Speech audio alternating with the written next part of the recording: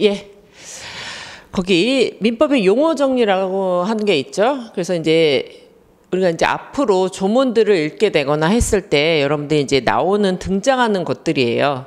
준형이나 유추 적용 들어는 보셨을 거예요. 그래서 준형이라고 하는 것들은 일단 준형이라고 하는 거는 조문이 두 개가 있어요. 조문이 두 개가 있는 거예요. 준형은. 준형이라고 하는 거는 준형이란 이미 그 내용이 규정되어 있어요. 예를 들어서 뭐 우리가 1조에서 1조는 민사에 관해서는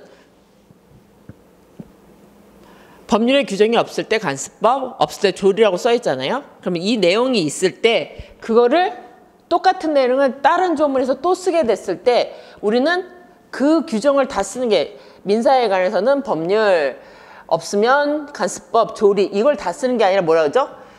1조와 같이 이렇게 쓴다는 거예요. 이걸 우리가 준형이라고 해요. 그래서 내용과 동일한 내용을 다른 규정에 다시 두고자 할 때는 반복적 그 내용을 반복적으로 정하지 않고 뭐죠?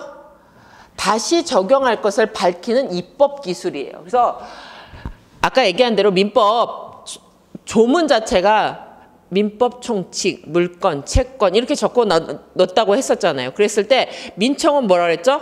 물권이나 채권에서 공통된 거를 앞으로 빼놨다고 했었잖아요. 그러니까 법전을 어떻게 돼요? 간편, 작게 만들기 위해서 그 내용을 다 적는 게 아니라 1조를 준용한다고 쓰면 어떻게 되죠? 1조의 내용을 우리 보러 찾아서 읽으라는 얘기죠. 그래서 이거 준용이라고 하는 거는 조문 자체를 어떻게 되죠? 민법자를 작게 만들려고 하는 거예요. 그래서 이거를 우리가 입법 기술이라고 얘기해요. 그래서 법전에다가 다 쓰는 게 아니라 내용을 법전을 가볍게 하려고 만드는 기술이에요. 이에 반해서 유추 적용이라는 거는 동일한 A라는 규정은 있어요. 그렇죠? 근데 이게 비슷한 B라는 사건이 있어요. 근데 얘는 규정이 없다부터 시작하는 거예요. 없다.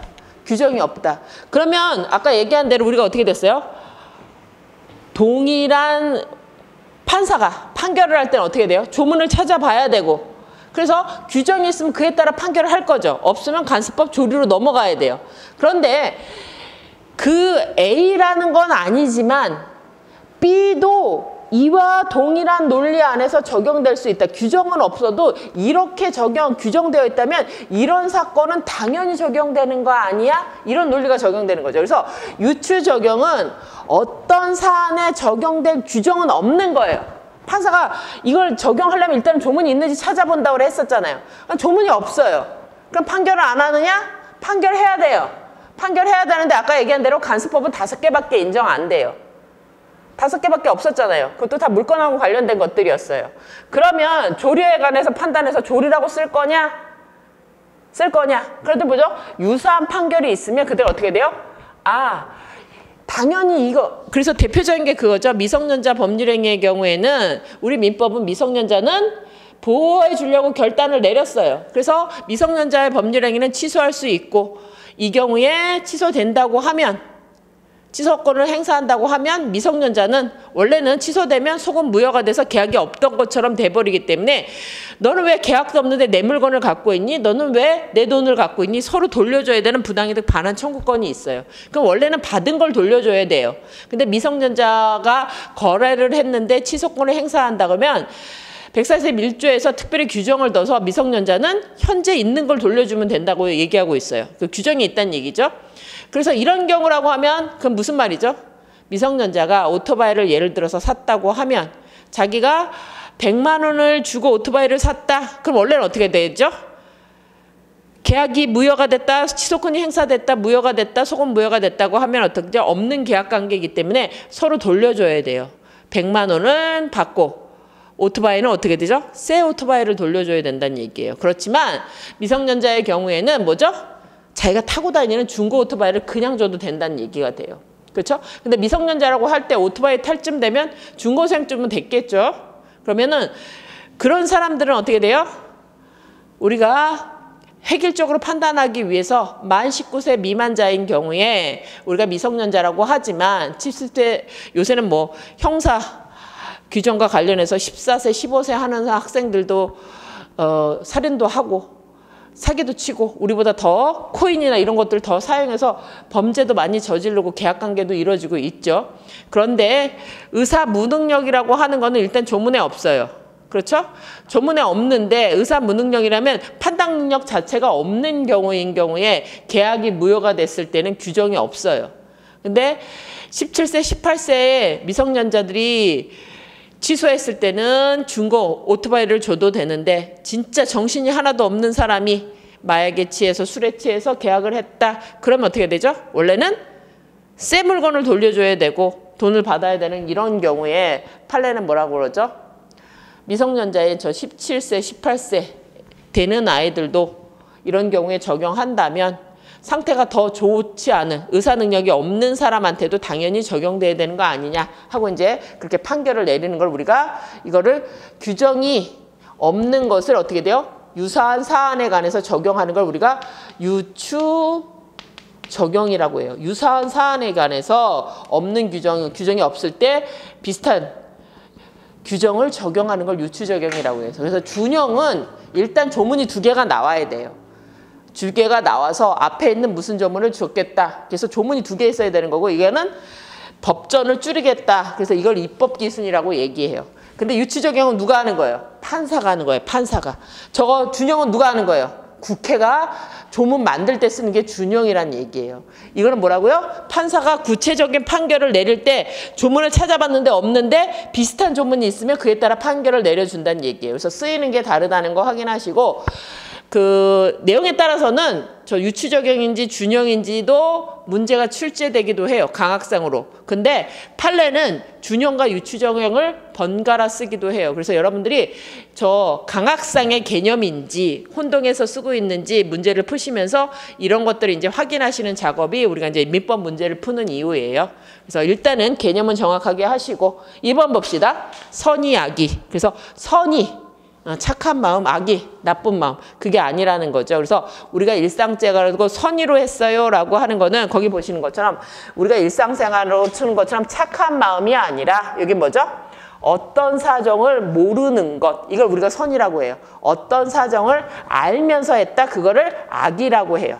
그래서 여기는 이런 부분이 이제 우리가 쓰고 있는 것들이 달라지는 부분들이죠. 이런 걸 잘 확인하시고 이거는 계속 많이 나올 거니까 그래서 선이라고 하는 거는 모르고서예요. 모르고서. 악의는요. 알면서예요. 어떤 사정을 알면서예요. 추정하고 간주 봅시다. 추정이라고 하는 얘기는 어떤 사실에 대해서 잘 몰라요. 잘 모르면 추정해 주는 거는 일단 그렇게 봐주겠다는 얘기예요. 증명이 된 거는 추정의 문제가 아니에요. 여기 뭐죠? 일단 잘 모르겠으니까 우리가 그렇게 봐줄게요. 근데 반대 사실이 나타났다. 이거 뭐죠? 다른 사실의 증거가 나타났다. 그럼 어떻게 돼요? 우리가 사망한 것으로 추정한다는 건 뭐죠? 일단 죽은 걸로 볼게. 그럼 다른 사실은 뭐예요? 다른 사실. 죽은 거하고 다른 산 거죠. 이때는 우리가 사망한 걸로 추정한다고 했는데 다른 사실은 뭐죠? 살아있는 사실이 증명되면 추정되는 건 봐도 복멸된다는 건 뭐죠? 깨진다는 얘기예요. 일단 사망한 걸로 봤다는 얘기는 살아있다는 증거가 나타나면 바로 깨진다는 거예요. 이게 추정이에요. 하지만 간주는 조문에서는 뭐뭇으로 본다 또는 의지한다 이게 다 같은 말이에요. 간주 의지. 이건 뭐죠? 우리가 실종 선고를 받아서 사망으로 의지한다는 조문이 있어요. 본다는 조문이 있어요. 이에 따르면 실종 선고를 받았어요. 근데 우리가 그 사람이 살아서 돌아왔어요. 사망 죽은 걸로 봐주겠다. 의지한다, 본다, 간주한다라고 보면 살아 돌아와도 이걸 어떻게 돼요? 깨지지 않는다는 얘기예요. 그래서 여기는 추정한다, 간주한다는 거는 이거 보세요. 다른 증거. 사망으로 의제됐는데 살아있는 증거를 통하다 하더라도 어떻게 돼요? 그 효력이 부정될 수 없어요. 뭘 해야 돼요? 실종 선고에 대해서 뭐죠? 그 선고를 깨트리는 다른 판결이 있어야지 깨진다는 얘기예요. 그래서 우리가 이렇게 뭐 이게 간주 추정의 문제이기도 하고 그 개념으로 보시면 어떤 거를 판사, 가정법원이 가서 판결을 했다. 그러면 그 판결은 누구만 깨요? 다른 판사가 깨야 돼요. 우리가 1심 판결을 받았어요. 그 1심 판결을 깨려면 어떻게 돼요? 2심 판결을 받아야 되는 것처럼 이렇게 실종 선고는 뭐죠? 개인이 선고하는 거 아니잖아요. 가정법원에 가서 선고를 받았다는 얘기잖아요. 그럼 그걸 깨기 위해서는 저 살아있어요. 그 선고 취소해 주세요. 라고 가서 해서 취소 판결을 받아야지 깨지는 거예요. 그래서 여러분들이 우리가 이제 추정한다, 간주한다는 용어 자체도 확인하시고 그리고 나중에 어떤 문제가 나타났을 때 법원이 개입했다. 그럼 그 판결은 그 결정은 누가 깬다? 다른 법원이 깨야 돼요.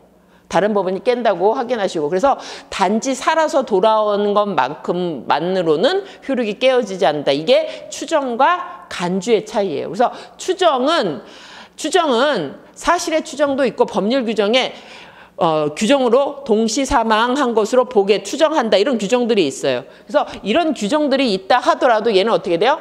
반대 사실이 입증되면 바로 깨지는 게 이게 이제 그 차이점, 간주하고 차이점인 거 확인하시고 제3자 봅시다. 제3자. 그래서 우리는 지금 뭘 배운다고 그랬어요? 민법은 사인 간의 법률 관계를 배운다고 말씀드렸어요. 그러면 법률 관계, 계약을 체결한다. 그러면 계약의 당사자가 나타나겠죠. 예를 들어서 매매계약이라고 하면 매매계약을 체결했다. 그럼 매도인, 매수인. 이게 뭐죠? 이게 채권관계잖아요. 매매계약이라는 채권관계에 이 갑하고 을은 어떻게 돼요? 당사자죠. 한 사람은 매도인이고 한 사람 매수인. 계약의 당사자가 되는 것이고 거기 보시면 포괄승계인은 어떻게 되는 거죠? 이 권리를 그대로 이전받는 사람. 가장 대표적인 사람이 뭐죠? 갑의 자가 사망 시 상속하는 거죠. 상속. 그래서 이 사람의 모든 권리가 승계돼서 이전하는 거예요. 우리가 포괄상속이에요. 그래서 상속이 일어나면 채권뿐만 아니라 물건 뭐 다 모든 권리가 이렇게 전체적으로 이전하게 되는 거죠. 이게 사망을 했다. 그래서 상속이 됐다. 그러면 그때는 우리가 이거 포괄상속이라고 해서 모든 권리가 이전해요. 그러면 그때 권리가 이전할 때는 갑이 갖고 있는 권리가 그대로 이전되기 때문에 이때는 계약의 당사자처럼 똑같이 다뤄진다는 거죠. 근데 그 이외의 자를 우리가 제3자라고 해요. 계약 당사자 말고 다른 사람을 우리가 여기 병이 있다 그러면 이 사람을 우리가 제3자라고 계약의 당사자 아닌 자 제3자라고 얘기하는 것이고 거기 대항하지 못한다 한번 봅시다. 법률행위의 당사자가 제3자에 대해서 법률행위의 효력 예컨대 무효 또는 취소의 효력을 주장하지 못한다는 의미다. 당사자 간에는 계약관계의 효력을 주장하는 관계예요. 너 계약했잖아. 나한테 계약했으면 야 매수인아 너는 나한테 대금을 줘야지. 매수인은 뭐죠? 너는 나한테 매매 목적물을 이전해 줘야지 하는 권리가 생기잖아요. 그런데 이런 권리가 무효가 됐다. 매매 계약이 무효가 됐다. 그러면 당연히 당사자 간은 서로 주장할 수 있는 거예요. 계약 무효됐잖아. 서로 돌려줘 라고 얘기할 수 있어요. 그래서 얘 집이 팔려서 얘한테 가서 얘가 다시 팔았다. 그랬을 때 이 무효를 얘한테도 주장할 수 있느냐? 그랬을 때 우리는 뭐라고 얘기해요? 제3자한테 자기 대항하느냐? 예. 그래서 거기는 대항하지 못한다. 여기 할 때는 제3자한테 대항하지 못한다. 이거는 당사자 간의 주장을 제3자한테는 하지 못한다. 그래서 제3자와 대항하지 못하는 건 한 세트예요. 그래서 당사자 간에는 그 무효를 주장한다라고 얘기해요. 근데 제3자한테는 그 무효를 주장하지 못한다를 우리가 대항하지 못한다라고 얘기하고 있기 때문에 여러분들이 개념이 나왔을 때는 그 개념 제3자는 대항하지 못한다고 같이 붙어서 확인하시면 돼요. 그래서 이렇게 얘기한다고 처음엔 이해가지는 않아요. 근데 이제 우리가 조문을 보시면서 보다 보면 이것들이 이제 하나씩 이해되실 거예요. 그래서 지금은 기본 강의는 우리가 말 배우는 단계예요. 우리가 한국말이지만 똑같은 말이라고 법률이라고 해도 다른 얘기로 쓰였었죠. 이런 것처럼 이런 용어들이 우리가 쓰이고 있는 일반적인 구호, 악의, 선의 이런 것처럼 진의 이런 것들이 법률 용어로서 어떻게 다른지를 용어들을 정확하게 사용할 수 있는지 이걸 기본 강의에서 우리가 배워 나가셔야 되는 부분이에요. 그래서 기본 강의는 우리가 이제 앞쪽에서 배우면 뒤에 배우지 않은 개념들이 막 나올 거예요. 근데 그것들이 처음에는 이해되지 않는다고 하더라도 이제 자꾸 들으시면서 그게 쌓여 나갔을 때 우리가 뭐 배우는 거죠? 영어 단어에서 영어를 배우려고 하면 일단 단어를 알아야 되는 거잖아요. 그래서 기본 강의는 일단 조문이 어떤 게 있는지 확인하시고 그 조문이 어떻게 생겼는데 그 조문을 어떻게 그 용어들을 어떻게 해석할까? 이게 우리의 첫 번째 기본 강의 단계에서 하실 것들이에요. 그래서 이제 단어들이 나왔을 때 이게 정확한 법률 용어로서 의미를 하나씩 확인해 가셔서 우리가 기출문제 풀고 그 핵심 요약 강의 할 때는 심화 과정을 할 때에는 우리가 이제 전체적으로 아울러서 보셔야 돼요. 그래서 처음에는 뒤에 있는 용어들까지 다 해결을 하고 갈 수가 없기 때문에 그 판례나 이런 것들을 볼 때 우리가 앞에서 하는 것들, 앞에서 이제 배운 용어 안에서 해결할 수 있는 것들은 차분히 해 나가고 그 다음에 뒤에 것까지 더 합쳐지는 판례들은 나중에 전체적으로 했을 때 그렇게 보도록 하겠습니다. 그래서 지금 기본 강의에서는 욕심내지 마시고 여러분들이 하실 일은 오늘 나눠드린 조문 일단 184조까지는 자꾸 보셔서 이런 조문이 있다는 걸 눈에 익히시는 거예요. 그래서 그거와 관련해서 용어들과 친숙해지는 일을 우리가 하는 것들이에요. 그래서 그 용어가 친숙해져야지 그 다음에 어떻게 돼요?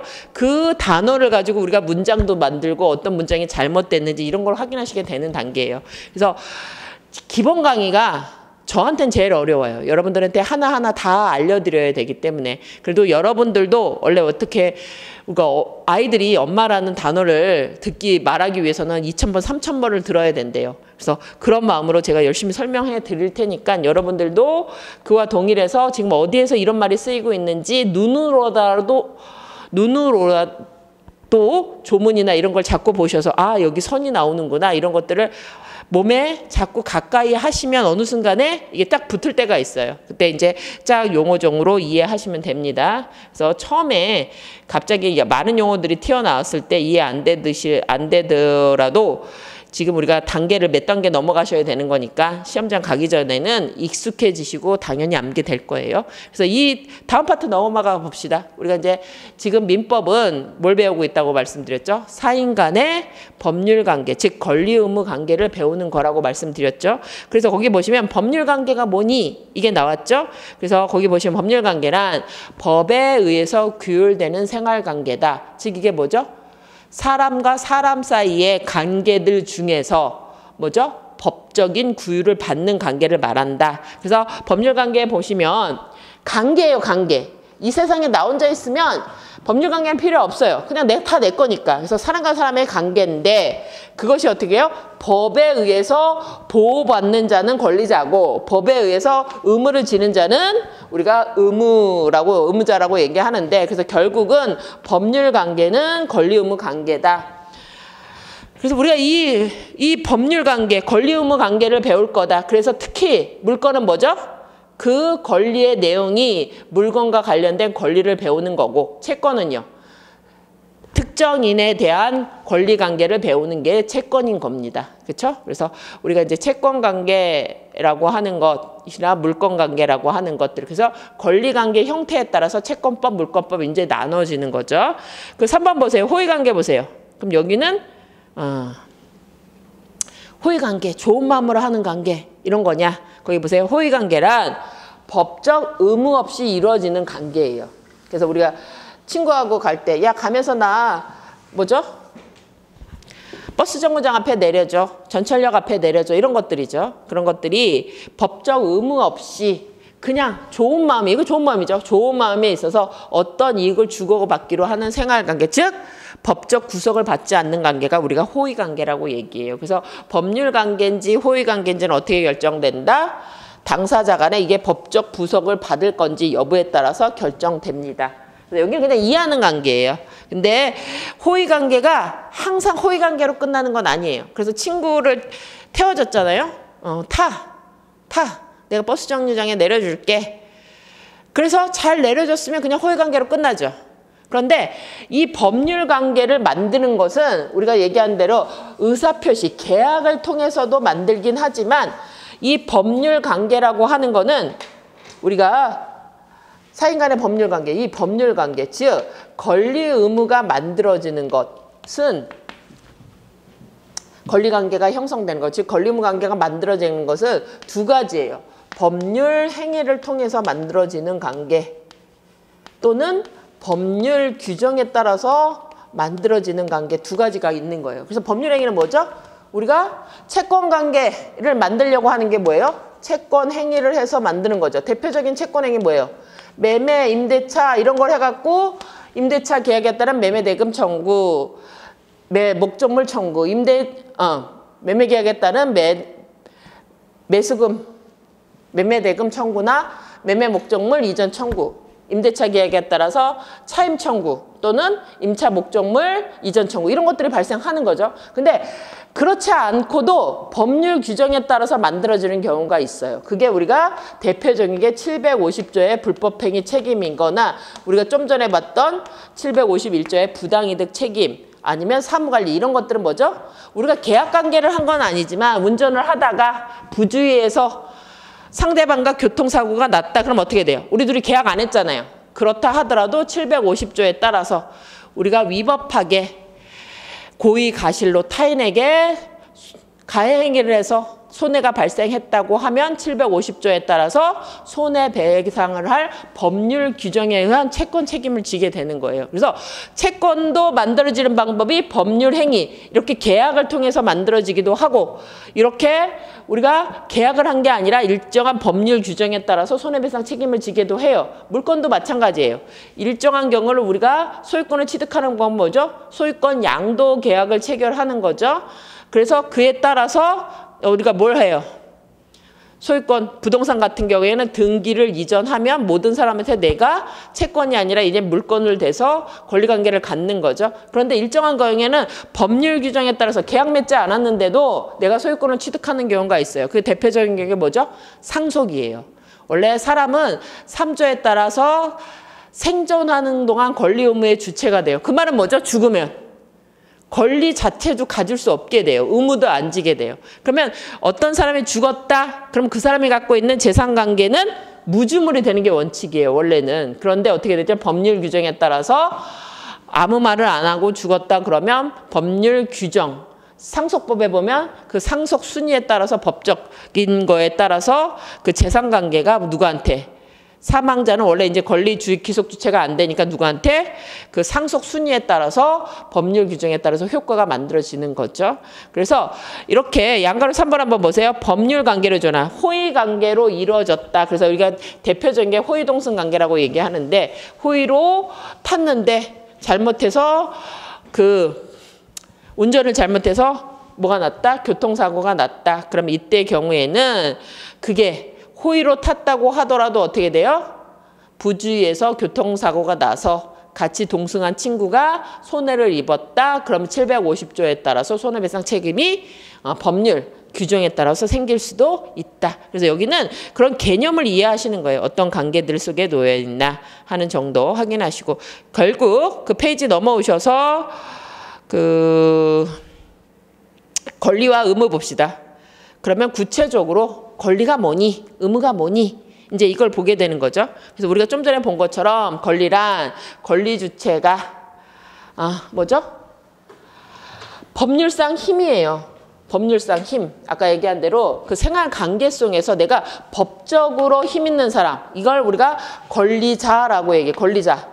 주체가 자기 이익으로 주장할 수 있는 법률상 힘이고 이에 반대해서 의무는 뭐죠? 법률에 의해서 구속되는 법률상 힘인 걸 말하는 거죠.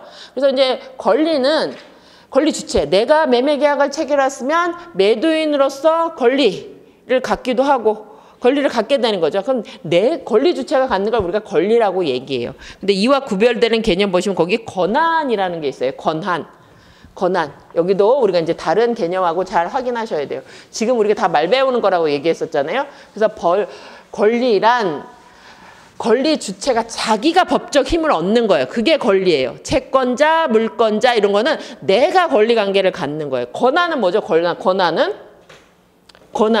이건 내 권리가 아니라는 게 전제되어 있어요. 권한은 뭐라고 되어 있어요? 권한은 일정한 법률 효과를 발생할 행위를 할 수 있는 법률상 자격이에요. 누구를 위해서? 자기를 위해서 하는 게 아니라 타인을 위해서. 이게 대표적인 게 대리권, 대표권 이런 것들이 되는 거예요. 그래서 우리가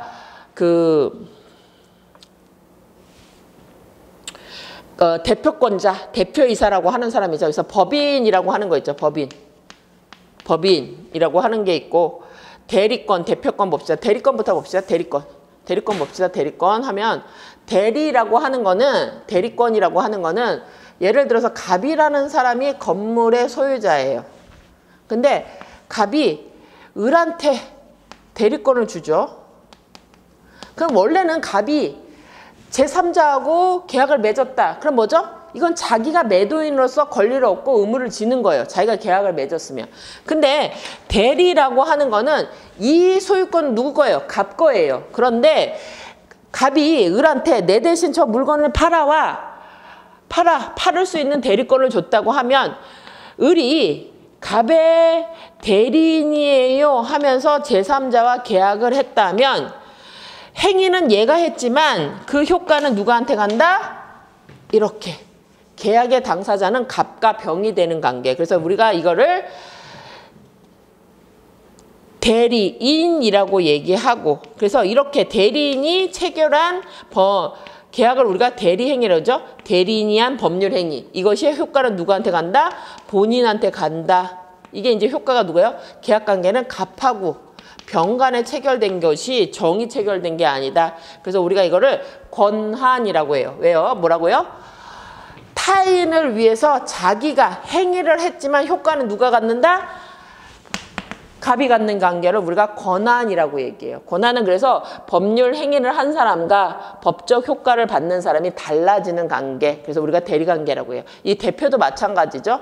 여기 갑법인이 있을 때 갑법인의 대표자 을이래요 하고 계약을 체결했으면 이때 갑이 그 법인이 집을 파는 거고, 우리가 뭐 이재용이 가서 여기 어디 외국 가서 땅을 샀다. 그러면 그게 자기 개인으로 산 거면 그냥 그 사람이 개인께 되지만 삼성의 대표이자 누구누구예요 하고 계약을 체결했다면 그 땅은 누구 거예요?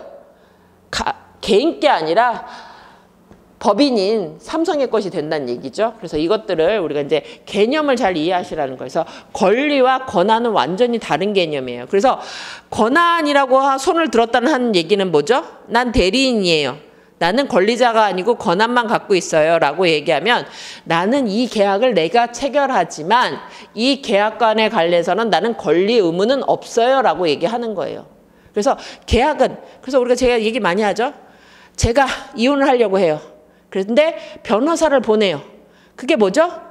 민법상 대리인이죠. 법률 대리인을 보내는 거잖아요. 그러면 대리인이 가서 이혼을 한다고 해서 대리인이 이혼하는 게 아니라 제가 이혼을 하잖아요. 이런 것처럼 이렇게 대리라고 하는 거는 권한의 일종이라서 어떤 행위를 했을 때 자기한테 효과가 미치는 게 아니라 자기가 대리하고 있는 그 본인한테 효과가 미치는 거다. 그래서 이거를 우리가 뭐예요? 이렇게 효과를 미치게 하는 행위를 할 수 있는 법률상 자격을 권한이라고 한다. 그게 대표적인 게 대리권, 대표권이다. 그래서 여러분들이 우리가 뒤에서 대리권, 대표를 공부하실 때 권리와 권한만 잘 구별하고 있으신다고 하면 그 개념을 이해하는 데 많이 도움이 될 거예요. 권능 봅시다. 권능. 이 권능이라고 하면 하나의 권리 안에는 여러 가지 힘이 있을 수 있다는 얘기예요. 211조에서 소유권 안에는 사용, 수익, 처분 권능이 있다고 얘기해요. 그게 무슨 이야기냐? 소유권은 물건에 대한 모든 권리가 소유권 안에 있다고 해요. 법률상 힘이. 그랬을 때 그 물건은 물건하고 나하고 관계라고 그랬잖아요. 제가 이 노트북을 갖고 있다, 소유권을 갖고 있다 그러면 뭐죠? 이거를 사용할 권능도, 이거를 빌려주고 수익을 얻을 권능도, 또 뭐죠? 이거를 팔아서 내가 돈을 받을 처분 권능도 다 여기 있다는 거죠. 그래서 권능이라고 하는 거는 권리 안에 있는 개개의 법률상 힘을 말해요. 그러면 그 채권자는 뭐죠? 소유권, 물건하고 또 다른 힘을 갖고 있겠죠. 그래서 이런 것들이 이제 우리가 확인하시는 거고, 권원 봅시다. 권원. 그래서 우리가 아까 법원은 뭐였어요? 법원, 1조 법원은 판사가 판결을 낼 때 근거가 되는 걸 말한다고 얘기했죠. 권원은 봅시다. 일정한 법률상 또는 사실상 행위를 하는 것을 정당화할 수 있는 법률의 원인을 말한다. 그래서 남이 물건을 쓸 수 있는 권원들은 여러 가지가 있어요. 우리가 남의 집을 여기 이 집을 쓸 수 있는 것. 그게 내 게 아니다. 그럼 쓸 수 있는 권원을 만들려면 어떻게 돼요? 채권으로 임대차 계약을 체결해서 임차인이 되면 왜? 남의 물건을 쓸 수 있는 권원이 생기는 거죠. 또 어떤 게 있죠? 여기를 전세권을 설정하는 것도 가능하잖아요. 물건으로. 그래서 이렇게 어떤 그 힘을 정당화할 수 있는 여러 힘을 우리가 권원이라고 해요. 임대차 권원에 기해서 이것을 쓰는 거니 아니면 물건인 전세권에 기해서 쓰는 거니 이게 이제 그게 어떤 것을 사용할 수 있는 권원이 여러 개가 될 수 있다는 얘기예요. 그래서 이것들을 확인하시면 됩니다. 넘어갑시다. 권리에 분류 봅시다. 그래서 지금 하는 내용들은 뭐죠? 우리가 앞으로 배우게 될 것들에 대한 개념을 정립하는 거예요. 거기 3번 보세요. 권리에 분류 봅시다. 권리의 내용을 기준으로 분류한다. 그럼 우리가 본 대로 크게는 민법은 어떻게 된다고 그랬어요? 사인 간의 법률 관계를 나누는데 사인 간의 법률 관계를 크게 보면 재산권과 가족 관계로 나누어진다고 말씀드렸죠. 거기 보세요. 재산권. 재산에 관한 권리를 말한다. 그래서 민법에서는 크게는 물권, 채권, 즉 물건에 대한 권리와 특정인에 대한 권리 이렇게 나눠질 수 있는 거고 2번 보시면 가족권. 그래서 가족권은 뭐죠? 신분관계에 따른 것이죠. 친족, 상속 권리를 말한다. 근데 거기 3번 보시면 인격권이라고 하는 것이 있죠. 민법상의 근거는 없어요. 그래서 이거를 개정 논의 중에 있어요. 지금 우리가 인격권이라고 하는 거는 거기 보시면 생명, 신체, 자유, 명예, 신용, 성명, 초상 등 독점적, 배타적으로 항유하는 권리를 말해요. 근데 우리가 생명 침해, 신체상의 그 명예, 초상권 이거 침해로 인한 손해배상 청구권이 인정되는데 이게 명문의 민법상 규정은 없어서 헌법에 근거해서 인정하는 게 있기 때문에 이 조문이 지금 개정법상 논의는 되고 있지만 아직 안 들어왔어요. 그래서 인격권 등이 있다 하는 거 하시고 4번 보세요. 사원권. 사원권. 이건 뭐죠? 아까 얘기한 대로 우리 민법은 그 권리 주체가 우리처럼 뭐죠? 자연스럽게 사람이 된 사람도 있고 어떻게 돼요? 법률 규정에 따라서 사람이 된 사람이 있어요. 이걸 우리가 법인이라고 해요. 그래서 원칙적으로는 법인도 어떻게 되죠? 법인도 자연인 개개인을 구성으로 해서 만들어지기도 해요. 그렇죠? 근데 그 구성원들로 만들어지기는 했을 때 이게 사단법인, 사원들 여러 명의 구성원들, 자연인을 구성원으로 해서 법률 규정에 따라서 만들어진 걸 사단법인이라고 해요. 그랬을 때 법인 자체가 어떻게 되죠? 독립한 권리 주체예요. 그래서 법인 자체는 가장 대표적인 법인 중에 하나가 상사법인이 회사예요. 회사. 그래서 회사가 땅도 사고 다 하잖아요. 그래서 파산했을 때 회사 자체가 파산하는 것처럼 법인이라고 하면은 새로운 권리 주체로서 인정되고 있는 거예요. 그래서 회사 자체가 소유권도 취득하고 등기도 하고 다 해요. 그런데 거기 그 구성원이 됐을 때 얻는 권리를 우리가 사원권이라고 해요. 그래서 일정한 경우에 주식회사의 주주가 되면 구성원으로서 주식을 배당을 받거나 이런 거 여러 가지를 누리게 되는 걸 우리가 사원권이라고 한다. 그래서 나중에 우리가 법인 파트를 배웠을 때 그와 관련된 권리들 확인하시는 부분입니다. 넘어갑시다. 그래서 여기는 지금 우리가 이제 다루게 될 권리들의 그들을 이제 확인하시는 거예요. 그래서 문제가 가끔 개념을 정립해서 나오는 거긴 하지만 드물게 나오는 거고 이제 어떤 권리들이 있는지 이해만 하실 수 있으면 됩니다. 권리 작용 보세요. 그럼 아까는 내용 자체가 뭐냐 하는 거예요. 권리의 내용이 그게 물건하고 관련된 거니 특정인에 관련된 거니 이런 걸 봤다면 권리 작용이에요. 권리 힘을 이거는 권리의 힘의 크기를 나타내는 거예요. 지배권이라고 하는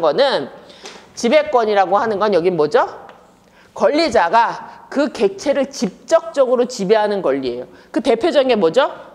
물건이에요. 물건은 뭐라 그랬어요? 사람과 물건 안에 걸리니까 내가 소유권을 취득했다, 물건을 가졌다 하면 뭐죠? 다른 특정인한테 내 물건은 내가 써야 돼 이런 거 안 물어보고 내 마음대로 사용수익 처분할 권리가 있어요. 그래서 여기는 그 객체, 가장 대표적인 게 물건이에요. 그래서 그 객체, 그 물건에 대해서 내가 직접 지배하고 별도의 제3자의 협력을 필요하지 않는 권리예요. 이에 비해서 여기 그래서 가장 대표적인 게 물건이라고 하는 거 확인하시고 그래서 물건은 내 물건을 누가 내 물건을 가서 부셨다. 아니면 가져갔다. 그럼 어떻게 되죠? 우리가 물권적 청구권, 방해 배제 이런 걸 하게 되는 거죠. 왜 내 걸 가져가? 넌 하지 마 이제. 그래서 우리가 이거를 절대권, 대세권이라고 얘기해요. 절대권은 뭐예요? 모든 사람한테 주장할 수 있는 거죠. 더 제정할 수 있다는 권리예요. 이에 반해서 거기 청구권 보세요. 청구권. 청구권은 우리가 이제 뭐 아까 얘기한 대로 매매기한, 소유권 이전 등기 청구권, 뭐 목적, 매매 목적물 이전 청구권 이런 건 뭐죠? 채권이잖아요. 채권은 어떻게 돼요? 매매 계약을 맺은 그 사람한테 달라고 해야 돼요. 이렇게. 우리가 매매 계약을 맺은 사람한테 주세요. 돈 주세요.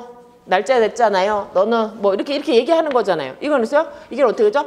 청구권이라고 하는 거는 권리자가 의무자에 대해서 특정한 행위를 요구할 수 있는 권리예요. 자기가 막 가서 가지고 오면 안 돼요. 얘 돈이 있다고 해서 얘네 집 가서 막 돈 갖고 오면 안 돼. 뭐라고 하는 거예요?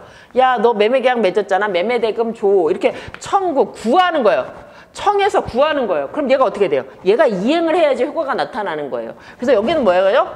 특정 권리자가 의무자에 대해서, 이걸 채권이라고 얘기했잖아요.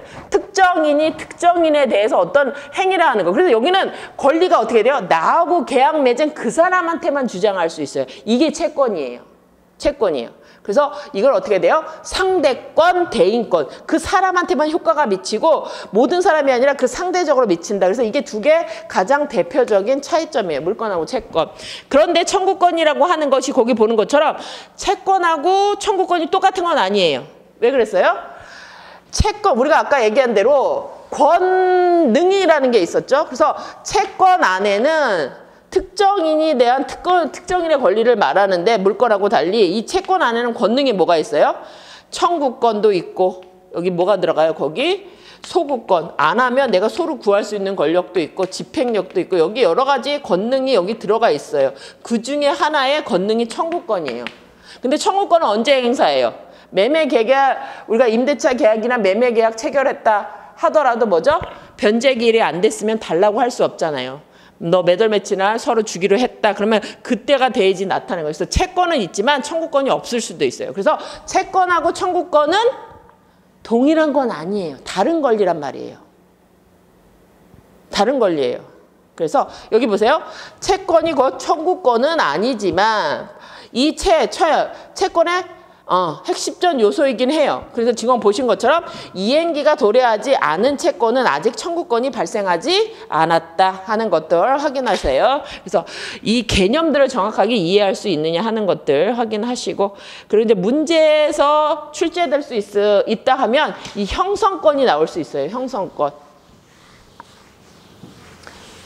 형성권 봅시다. 우리가 아까 권리 의무가 변경되는 방법은 두 가지가 있었다고 말씀드렸어요. 법률 행위, 우리가 의사표시를 해서 법적 효과가 바뀌는 것과 그 다음에 법률 규정에 따라서 바뀌는 경우가 있는데 거기 형성권 보세요. 여기는 형성권은 권리자 일방의 의사표시에 의해서 법률 관계가 발생, 변경, 소멸 할 수 있는 권리예요. 그럼 이 말은 무슨 말이죠? 무슨 말? 의사표시 하나만 있었을 때 상대방은 상관없이 자기가 있던 권리도 없애고 변경시킬 수 있다는 얘기예요. 그러니까 이 형성권을 가진 사람은 되게 강력한 힘을 갖고 있어요. 내가 싫더라도 어떻게 돼요? 얘 의사에 따라서 있던 권리가 없어질 수 있다는 거예요. 상대방 입장에서는. 그래서 이거는 원칙적으로 형성권은 뭐죠? 사적 자치의 반할 소지가 상당히 있어요. 상대방 입장에서 보면. 그렇기 때문에 형사권은 원칙적으로 어떻게 돼요? 당사자가 약정이 있든지 법률에 규정이 있는 경우에 인정되어요. 그래서 대표적인 형성권 중에 하나가 취소권이죠. 그래서 우리 민법은 미성년자는 보호하겠다고 결단을 내렸기 때문에 미성년자가 법정 대리인의 동의 없이 단독으로 한 행위라면 뭐죠? 미성년자 측에서 취소할 수 있는 권리, 형성권을 줬다는 얘기죠. 이렇게 법률에 근거하는 경우가 주로 형성권은 법정주의가 대부분이란 얘기죠. 의사 하나 때문에 인정하기 때문에. 그래서 안 그래도 취소권이라고 하는 것은 의사표시, 하나의 의사표시로 이루어지는 거기 때문에 상대방은 되게 불리하기 때문에 원칙적으로 조건을 붙일 수 없음이 원칙입니다. 그래서 형성권은 뭐죠? 상대방한테 되게 불리하다고 얘기했기 때문에 거기 우리가 이제 뒤에서 보겠지만 일정한 사용 기간을 정해 놓는다. 이걸 우리가 이제 제촉 기간이라고 얘기해요. 그래서 지금은 일단 그냥 들어두세요. 이제 뒤에 봐면서 구체적으로 할게요. 그래서 우리가 이제 뒤에 보면 거기 형성권의 종류 보시면 거기 취소권, 뭐 추인권, 철회권, 거절권 이런 것들이 있다 하는 거는 우리가 이제 앞으로 배워 가시면서 이제 확인할 거예요.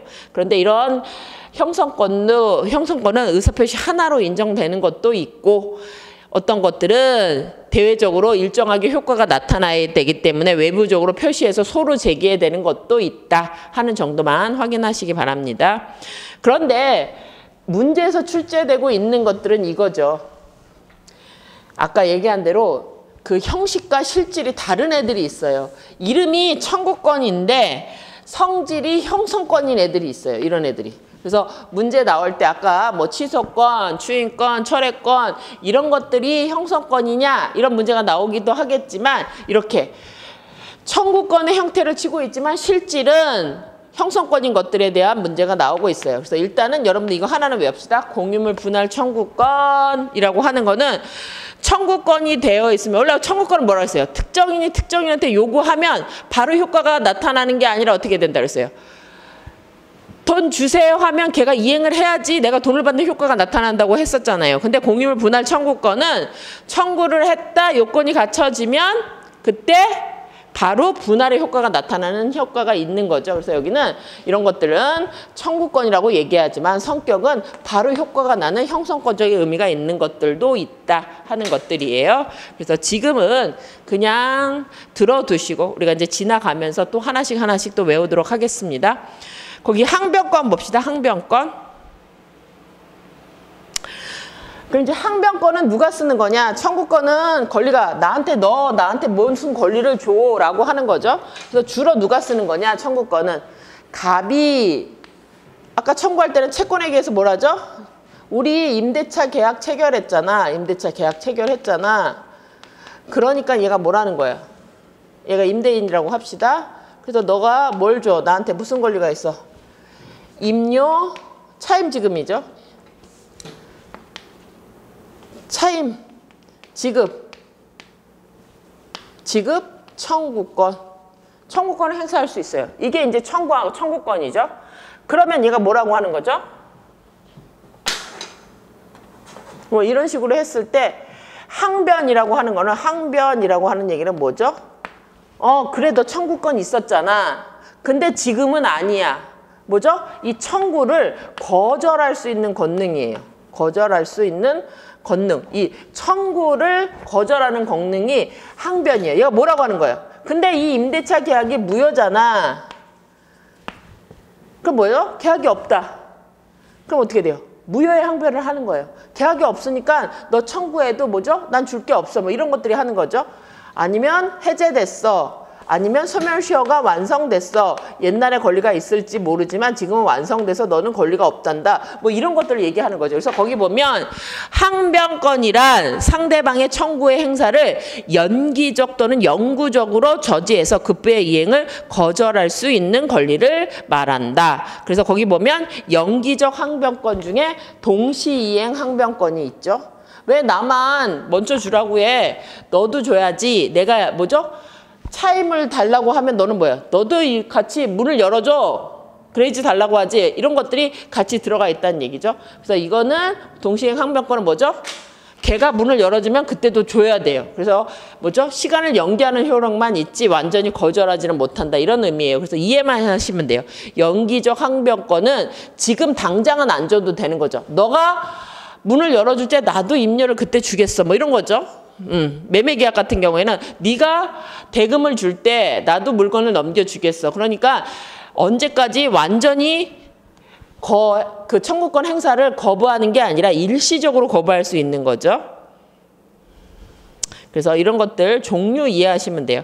그 밑에 봅시다. 기타 분류, 절대권, 상대권. 우리 절대권, 상대권 좀 전에 봤죠? 절대권은 절대적인 권리가 있기 때문에 뭐죠? 누구에게도 주장할 수 있는 권리예요. 근데 상대권은 뭐죠? 특정인에 대해서만 주장할 수 있고 모든 사람한테 주장할 수 있는 건 아니란 얘기예요. 그래서 여기는 상대권이라고 한다 하는 거 확인하시고, 그래서 우리가 이제 권리들을 배우면서 저것들을 이제 하나씩 확인하실 거고, 일신 전속권 봅시다. 이건 뭐 이런 얘기예요. 한 사람한테 몸에만 딱 붙어 있는 권리란 얘기예요. 그 사람하고 떨어지면 권리로서 의미가 없어지는 거예요. 그래서 일신 전속권은 그 권리가 고도로 인격적이기 때문에 이전되는 게 그 귀속상의 일신 전속권이 있어요. 그래서 가장 대표적인 게 뭐죠?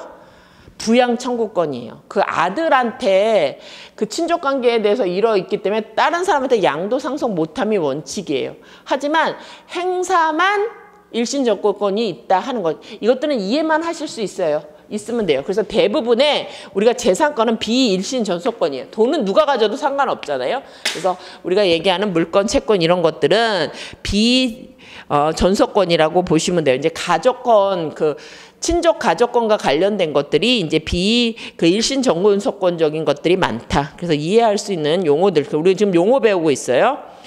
그리고 방가로 3번 보시면 주된 권리, 종된 권리가 있죠. 그래서 우리가 가장 많이 쓰는 게 뭐죠? 가장 많이 하는 주된 권리. 예를 들어서 갑이 을한테, 은행이라고 봅시다. 은행이 금전 소비 대차 10억을 빌려줬다. 금전 소비 대차 빌려주는 거죠. 이게 주된 권리예요. 주된 권리는 뭐죠? 그러면 나중에 어떻게 돼요? 주된 권리는 얘가 뭐죠? 원래 은행에 가서 돈 빌리려고 할 때 얘는 뭐예요? 대차 10억을 빌리는 게 이게 주된 자기의 목적이잖아요. 그리고 얘는 어떻게 돼요? 나중에는 어떻게 돼요? 주된 권리가 이 소비자한테 따라서 이 금전 소비대차 반환 채권 이게 주된 거죠. 이게 10억이나 원본 채권 반환 이거 자체가 제일 주된 권리잖아요. 근데 여기에다 보통 어떻게 돼요? 보통 여기에다가 플러스 이자 채권이 붙거나 또 뭐가 있어요? 종된 권리로서 제가 반환 안 할 거를 대비해서 뭘 하죠? 뭐 저당권 설정 계약 같은 걸 체결하잖아요. 왜 체결해요? 설정 계약. 저 돈을 받아야 되는데 얘가 돈을 안 갚을 때를 대비해서 해놓는 거잖아요. 그럼 이건 어떻게 돼요? 돈 받는 게 주된 목적이고 이건 어떻게 돼요? 이걸 받기 위해서 여기 연결되어 있는 거죠. 그래서 이 권리는 어떻게 돼요? 얘가 10억을 다 갚으면 어떻게 돼요? 저당권 설정 계약을 했다 하더라도 둘이 이 계약은 당연히 소멸하게 되는 거죠. 이거 주된 권리, 종된 권리. 그래서 거기 종된 권리란 다른 그 권리에 의존하는 권리, 즉 그 다른 권리는 주된 권리가 되고 금전 채권에서는 원본 채권이 주된 권리이고 이자 채권은 종된 권리에 해당한다는 거 확인하시기 바랍니다. 그래서 이해를 할 수 있으시면 돼요. 그리고 방가로 4번 보세요. 기대권. 기대권은 뭐죠? 지금은 권리가 없다예요. 기대권은. 근데 앞으로 권리가 생길 게 기대된다예요. 그래서 거기 보시면 권리 발생 전 요건 중 일부만 갖춰서 장래 남은 요건이 갖춰지면 권리를 취득할 수 있는 현재 기대 상태를 말하는 걸 기대권이래요. 그게 가장 기본적인 게 뭐죠? 조건부, 기한부 권리예요. 합격하면 차를 줄게. 그럼 뭐죠? 지금은 권리가 없지만 어떻게 돼요? 합격하면 내가 차를 달라고 할 수 있는 권리가 생겨요. 그리고 우리가 제일 많이 하는 게 기한부 권리예요. 그게 뭐죠? 우리가 건물을 매매하거나 임대차 할 때 바로 오늘 와서 하는 경우도 있지만 대부분 어떻게 돼요? 뭐 한 달 뒤에 올게요. 한 달 뒤에 돌게요. 이렇게 계약을 하잖아요. 그게 기한부 권리예요. 지금 내가 임대차 계약을 체결하지만 오는 불처 효력이 발생하는 게 아니라 오늘이 10월 4일이죠. 근데 한 달 뒤인 11월 4일부터 들어오겠어요 하면 어떻게 돼요? 임대차 계약은 오늘 체결됐지만 법적 효과는 지금 당연히 달라고 할 수 없잖아요. 기한이 완성돼서 언제 11월 4일 시기가 왔을 때 그때 나한테 열쇠를 주세요 할 수 있는 권리가 생기잖아요. 그래서 이걸 우리가 기한부 권리. 지금은 당장 그 원룸을 나한테 열어달라고 할 권리가 없어요. 앞으로. 근데 뭐죠? 11월 4일이 되면 내가 그 권리를 쓰게 해줘야 되는 거죠. 그래서 기대권이다라고 얘기하는 것들 확인하실 수 있으면 됩니다. 그래서 이에 반해서 의무 보세요. 의무는 아까 얘기한 대로 어떻게 돼 있어요? 법적인 의사와 관계없이 자기 그 의무자의 의사와 관계없이 법률에 따라서 어떻게 돼요? 얘는 이익을 받는 게 아니라 구속을 받는 관계다 하는 정도 확인하시면 돼요. 그래서 보통은 권리 의무 관계가 상호 관계로 놓여 있긴 하지만 꼭 그런 건 아니에요. 그래서 어떤 거는 예외적으로 권리만 있고 의무가 없는 것도 있다. 그 대표적인 게 뭐였죠? 형성권이에요. 형성권은 어떻게 된다고 그랬어요? 당사자 하나의 의사표시만으로 권리 의무가 생긴다고 얘기했었잖아요. 그러니까 한 사람은 권리가 있지만 상대방은 뭐예요? 무조건 따라야 되는 의미가 있기 때문에 이렇게 취소권, 형성권들은 어떻게 되죠? 보통은 법정되어 있거나 상대방이 동의할 때만 만들어진다 하는 것들 확인하시고 거기 책무라고 하는 거 보세요. 책무. 책무라고 하는 거는 그 의무는 아니지만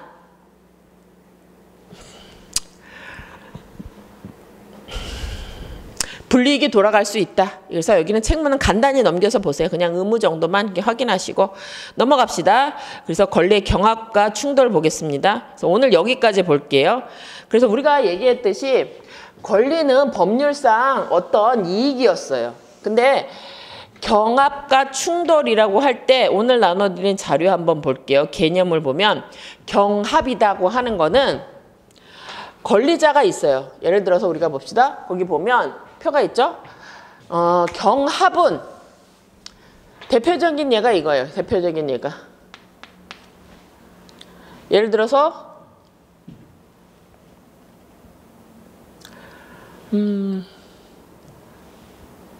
운송계약을 체결했어요. 뭐죠? 우리 아침 버스 타고 오잖아요. 운송계약이죠. 그래서 내가 버스 타고 내리고 싶은데 내려서 하면 어떻게 돼요? 타서 돈을 내고 그럼 운송계약을 체결하는 거잖아요. 그러면 돈을 내고 난 이행을 한 거고 어떻게 되죠? 버스가 내가 내리고 싶은데 내려주면 그쪽도 이행을 다 해서 채권관계가 딱 끝나는 거예요. 그렇죠? 그런데 그래서 예를 들어서 내가 버스를 탔다. 그런데 중간에 어떻게 이게 계약관계가 존재하는 거죠. 그런데 아저씨가 어떻게 돼요? 교통사고가 난 거죠. 교통사고가 났어요. 그래서 내가 다쳤다. 그러면 이때 발생하는 게 이때 아저씨가 아까 얘기한 대로 법률관계는 어떻게 되죠? 법률 행위로도 만들어지기도 하고 법률 규정에 따라 만들어진다고 얘기했었잖아요. 그러니까 이런 교통사고로 인해서 내가 피해를 입었으면 750조 불법행위로 인한 손해배상 책임을 물을 수도 있어요. 손배 책임이 나올 수도 있어요. 근데 아까 운송계약이라고 하는 거는 원하는 곳에 내가 아무 문제 없이 내려서 수업도 듣고 이래야 되는 거잖아요. 근데 중간에 교통사고가 났다, 내가 다쳤다, 그럼 어떻게 돼요? 원하는 곳에 못 내려놨잖아요. 그래서 그러면 390조에 따라서 채무를 제대로 이행하지 않았다. 그래서 이건 채무 불이행으로 인한 손해배상 청구권이 생긴단 말이에요. 그래서 하나의 사실관계가 뭐죠? 운송계약에 따른 운송계약이 교통사고로 인해서 손해가 입었다고 하면 이렇게 한 사고로 인해서 두 가지 법적 책임이 만들어질 수 있다는 얘기예요. 그래서 얘가 손해를 100만 원 받았다. 그러면 이 경우에는 이 사람이 어떻게 돼요? 100만 원, 100만 원 두 개를 받는 게 아니라 이 법적 근거가 어떻게 돼요? 393조에 기한 것과 750조에 기한 거 두 개의 권리가 생겼다는 거예요. 그래서 그리고 여기 어떻게 되죠? 이렇게 갑이라는 버스와 그 승객인 을 사이에 어떻게 되죠? 손해에 대해서 이 두 가지에 따른 걸 받을 수 있다는 얘기예요. 그래서 그러니까 권리는 권리자가 한 사람인데 권리의 근거가 두 개 생겼을 때 우리는 어떻게 돼요? 각각을 행사할 수 있는 걸 우리가 경합이라고 해요. 각각을 행사할 수 있다. 그래서 그 각각을 행사해서 최대 얼마를 받는 거예요? 100만 원을 받는 거예요. 그래서 이걸 어떻게 쓸 거냐 하는 건 권리자의 책임이다. 하지만 충돌은 뭐죠? 충돌은 갑의 권리랑 을의 권리랑 부딪히고 있다는 거예요. 그 가장 대표적인 게 뭐죠? 그냥 하나의 아파트예요. 근데 여기 소유자가 갑이에요. 소유자. 여기 을이 전세권자예요. 전세권자. 근데 아까 소유권자는 뭐죠? 사용 그 물건에 얘가 소유자라고 하면 사용, 수익, 처분할 수 있는 권능이 이 안에 들어있다고 했어요. 전세권자는요. 우리 전세하면 뭐예요? 처분은 못하죠. 사용, 그 물건을 사용 수익할 수 있는 권리가 있어요. 그래서 이 아파트에 누구죠? 사용 수익할 수 있는 사람이 누구예요? 얘도 사용 수익할 수 있는 권리가 있고 전세권자도 사용 수익할 수가 있어요. 그럼 이렇게 권리 있는 사람들이 서로 이 아파트에 살겠다고 권리가 충돌되고 있을 때 누가 여기서 들어갈 거냐 하는 문제가 발생해요. 근데 누가 들어가야 돼요? 우리는 다 알고 있어요. 누가 들어가요? 아, 남의 물건에다 전세권 설정했으면 여기 누가 살아야 돼요? 여기 전세권자가 살아야 되는 거잖아요. 왜요? 그래서 남의 물건에 내가 전세 보증금 주고 여기 들어간 거잖아요. 그래서 그 물건의 경우에는 항상 제한 물건자가 소유권자에 우선하게 된다 하는 거예요. 그래서 여기는 개념을 이해하실 수 있으면 돼요. 그래서 교재 보세요. 교재 권리의 경합과 충돌. 경합이라고 하는 것은 하나의 사실에 대해서 하나의 사실이에요. 교통사고가 하나가 일어났는데 그때 얘는 어떻게 돼요? 운송계약이 제대로 이행되지 않아서 내가 손해를 입었구나. 그럼 운송계약에 따른 370조에 따른 손해배상 청구권과 함께 뭘 할 수 있다? 750조 법률 규정으로 인한 불법행위 책임을에 따라서 자기 손해 100만 원을 둘 중에 하나를 다를 하도 그 동일한 목적을 가진 여러 개의 권리가 발생했을 때 1인에게 기속되는 것을 말한다. 그래서 거기 보시면 뭐 임대차 관련된 것도 있고 거기 두 번째죠. 제가 예로 드렸던 게 채무 불이행으로 인한 손해배상 청구권과 불법행위 손해배상 청구권 등 이렇게 두 개가 경합될 수 있다. 그래서 두 개 권리를 내가 합해서 행사할 수도 있다는 얘기예요. 각각 행사할 수 있다. 그래서 경합의 모습 보시면 이렇게 청구권이 경합할 수도 있어요. 지금 본 것처럼 경합하는 여러 개 권리 중 하나를 행사함으로써 만족을 얻게 되면 다른 권리를 소멸한다. 그래서 내가 10만 원의 손해가 발생했는데 둘 중에 불법행위로 인한 손해배상 청구해서 100만 원을 다 받았다? 그러면 이제 하나 권리가 둘 권리 다 없어지는 거예요. 그래서 이때 두 개를 받는 건 아니에요. 그래서 여기는 자기 권리는 하나예요. 자기 권리를 자기가 받을 수 있는 거는 하나예요. 100만 원이에요. 100만 원. 100만 원인데 뭐죠? 그걸 받을 수 있는 근거가 두 개가 생긴 거예요. 그랬을 때 불법행위로 해가지고 손해배상 관련해서 그 책임이 가실상계돼서 내가 70만 원밖에 못 받았다. 그러면 채무불이행에 따라서 30만 원 더 받을 수도 있어요. 그건 가능해요. 하지만 100만 원 이상을 더 받는 건 아니다. 형성권의 경합도 가능하다. 그런데 법적 경합, 우리가 아까 첫 시간에 배운 게 뭐였었죠? 민법은 일반법과 특별법 관계가 있을 때는 뭐만 적용한다? 특별법만 우선 적용된다. 그래서 두 개가 같이 적용되는 것처럼 보이지만 어떻게 돼요? 이렇게 일반법, 특별법 관계에 있는 경우는 특별법만 적용된다. 그래서 민법에 임대차 규정이 있고 주택임대차법에 또 주택과 관련된 임대차 규정이 있을 때는 민법도 적용되고 주택임대차도 다 적용될 것 같지만 이때는 경합의 문제가 아니라 뭐죠? 주택임대차법만 적용된다. 그래서 우리가 아까 1조하고 185조 문제가 나왔을 때는 일반법, 민법 전부에 적용되는 1조와 물건에만 적용되는 법원과 관련된 185조가 문제됐을 때는 물건에서는 185조만 적용된다. 이게 일반법과 특별법 관계예요.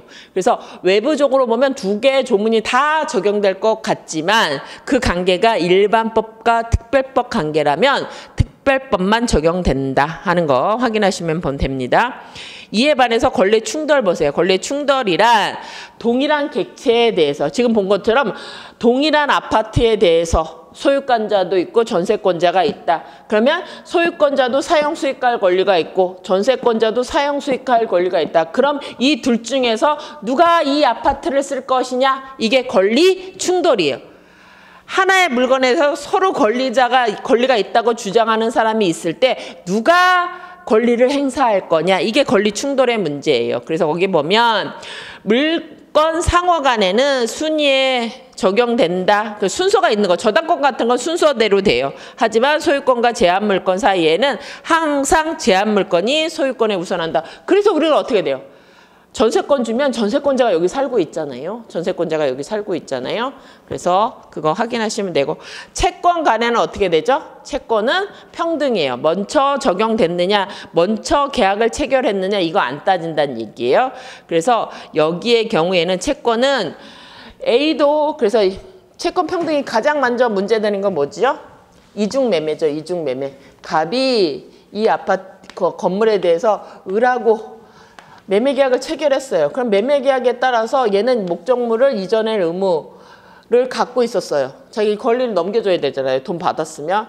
그런데 얘가 다시 이 부동산을 병하고 이 매매, 다시 매매를 했다. 이게 이중매매잖아요. 한 건물을 2번 파는 거예요. 근데 둘 다 어떻게 돼요? 물건을 아직, 소유권을 언제 넘어가요? 매매계약하고 등기까지 해야 되지 넘어가는데, 그래서 얘도 얘한테 소유권 이전해 주세요. 그래갖고 소유권, 매매계약, 소유권 이전 등기, 청구권, 즉 채권을 갖고 있고, 얘도 매매계약, 소유권 이전 등기, 청구권. 우리 아까 뭐예요? 채권에 기해서 청구권이 나온다고 그랬잖아요. 얘네 둘 다 갖고 있는 거예요. 이거 다 채권에 기한 권리이기 때문에 서로 평등해요. 얘네 둘은. 그래서 어떻게 돼요?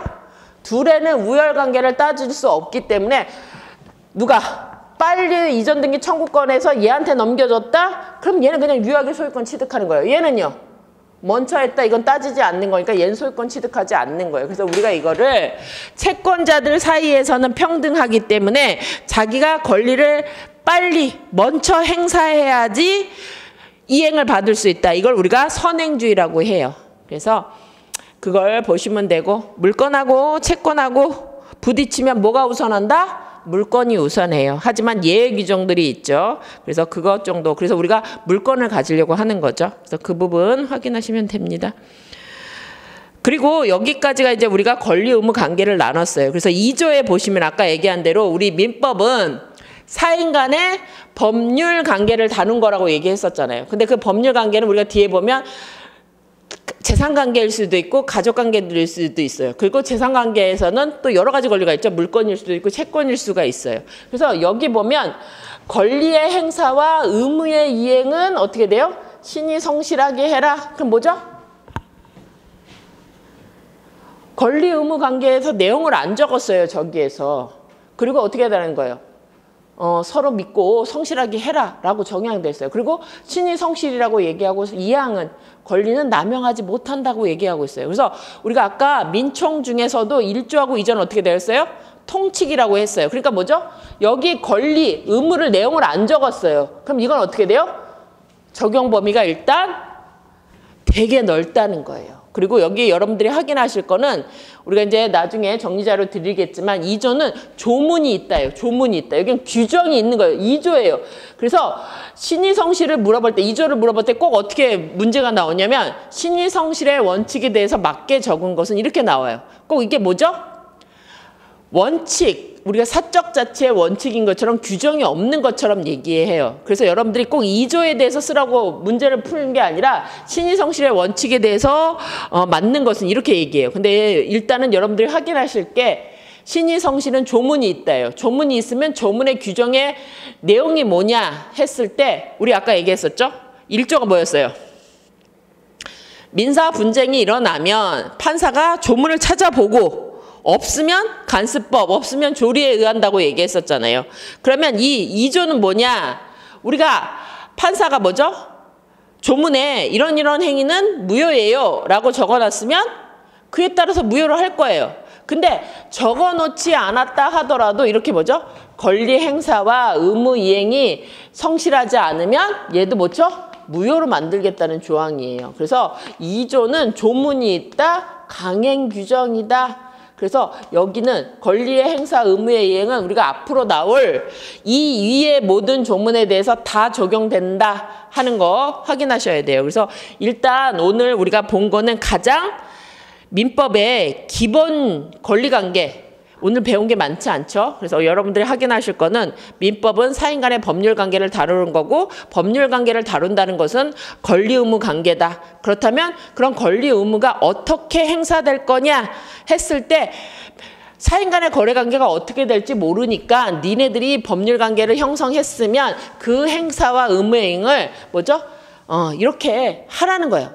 계약을 어떻게 할지 몰라요. 그래서 이거를 이렇게 개방된 규정으로 놔두고 있다는 걸 일단 확인하시고 2조는 조문이 있다. 이거부터 확인하시는 거예요. 그래서 다음 시간에 관해서는 2조부터 보도록 하겠습니다. 그래서 여러분들이 지금부터 하실 일은 조문을 나올 때마다 조문을 잘 보시고 체크를 하시는 거예요. 그리고 위치가 어디 있는지 확인하는 건데 특히 그 보충 자료를 나눠드리면 그 조문 끝나고 나서 조문하고 보시고 교재는 아까 얘기한 대로 기본서라고 하는 것은 여러분들이 말을 배울 때 여러 가지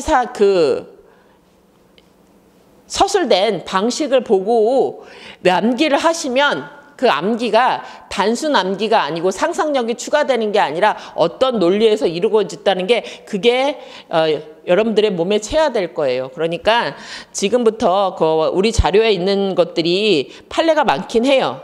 근데 이해될 수 있는 것들이 그 구체적으로 딱딱 잘라진 게 아니라 그 내용들을 자꾸 확인하세요. 그것들이 우리가 2차 시험 볼 때나 사례 문제 풀 때 분명히 도움이 될 거란 말씀이에요. 그래서 오늘은 여기까지 하고 우리가 다음 시간에는 2조부터 들어갈 거고 그리고 이제 그와 관련해서 정리 자료를 하나씩 정리해서 드릴 거예요. 그래서 교재는 우리가 이제 줄거드리는 것들 위주로 보시고 여력이 남으시면 판례 정도 관련해서 이제 확인해라 하는 정도 중요한 판례들 오늘 같은 경우에는 여성 정중원 사건이 중요했다고 하면 그 판례 정도 한번 읽어보시고 이 조문이 어떻게 적용될 거냐 그게 어떤 의미냐 하는 정도 확인하시면 돼요.